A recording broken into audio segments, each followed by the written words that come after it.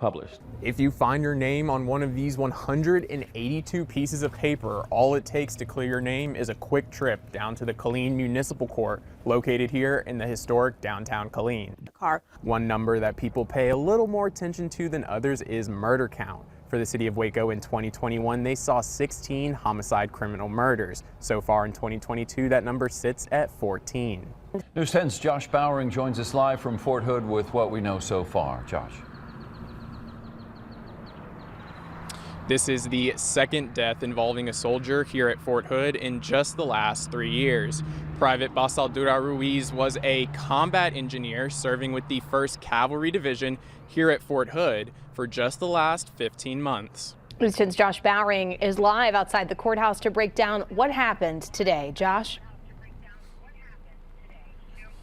That's right, guys. Now, things didn't get started here at the Bell County Justice Center until 1 p.m. due to weather delays. Now, once inside, we didn't get started until another 45 minutes later due to 3 jurors being late. Memories they leave behind. Josh. Hundreds gathered at the McGregor Exchange Event Center to pay their respects and say their goodbyes. Lori and Natalie helped to shine a bright light on their community, a light still lit, just dimmer as the community heals.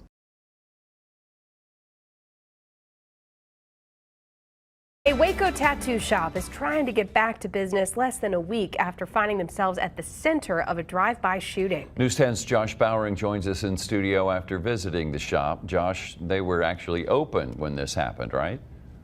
Yeah, Gordon, that's right. They expected their normal Friday rush, but this was far from just a Friday night.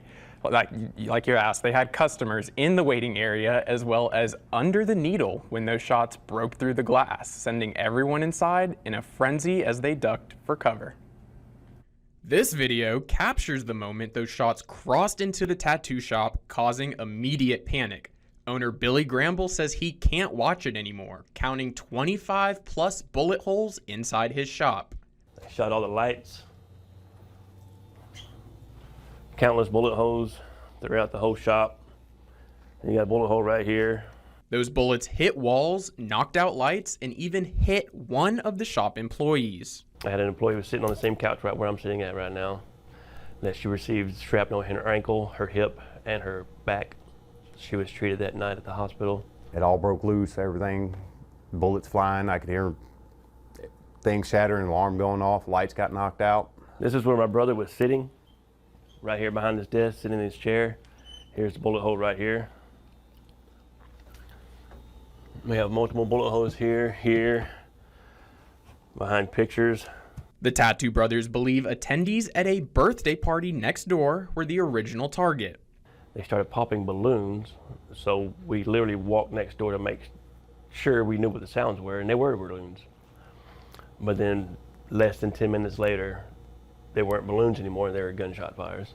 The shop wants to reiterate they played no part in the shooting. They just got caught in the crossfire, taking most of the damage. For it to be 100% nothing to do with us, it makes it even worse. You know, we were just trying to live our life. Thankful that nobody was killed in this reckless shooting, Billy and his team are already looking to move the business to a safer part of town, currently eyeing downtown Waco. Waco PD is investigating the matter and asks anyone with information to contact Crime Stoppers. Live in studio, Josh Bowering, News 10. A Woodway business owner is wondering, how did this happen after 2 18-wheeler wheels hit his office building this week, doing some serious damage? Yes, as News 10's Josh Bowering tells us, the tires had to literally hop, skip, and jump to reach the business. Waking up Wednesday, financial advisor Mark Wood thought the day would be like any other. That is, until the phone rang. And I got a call from my assistant, sounded a little frantic, saying, "I think you better get up here right now. We don't have a wall." I'm like, what? When Wood arrived to the office, it was just that. 2 tires from an 18-wheeler traveling on Highway 84 found their way into the back of the Edward Jones office building sometime between 8 and 9 a.m. I thought maybe they dropped out of an airplane, but we found an 18-wheeler just up the road on the access road. Wood calls the whole thing bizarre, still trying to figure out how the tires missed everything in their path ending their trip in his wall. Crazy to jump multiple fences, probably through their parking lot, and dodge the trees. Now, although this wall isn't on the exterior of the building, it was still severely damaged by debris from that tire hitting the exterior wall. Normally, if we were shredding, where we would have been standing, so that's pretty scary. The tires only caused structural damage, even welding some debris to the floor. They're singed into the carpet like they're stuck. You can't get them out. Of course, nobody wants to see this happen, but during my talks with Wood, he was able to chuckle about it now that a few days had passed, mainly because of the mystery surrounding the tire's path from truck to wall. Reporting in Woodway, Josh Bowering, News 10.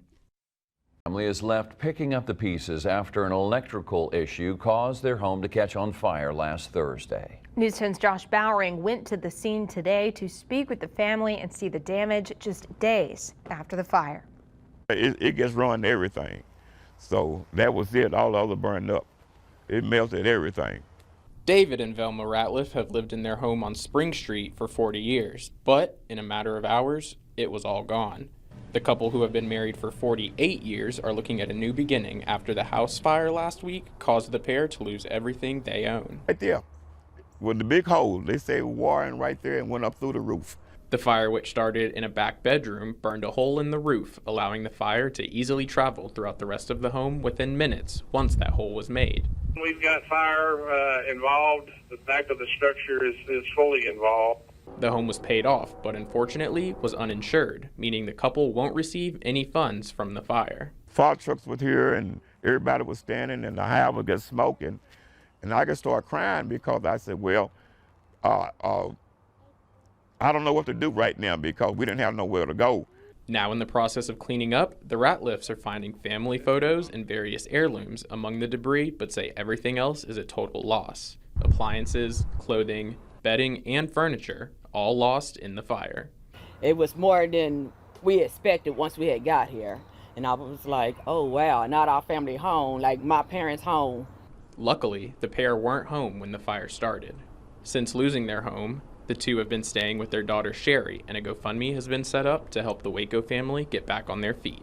In Waco, Josh Bowering, KWTX News 10.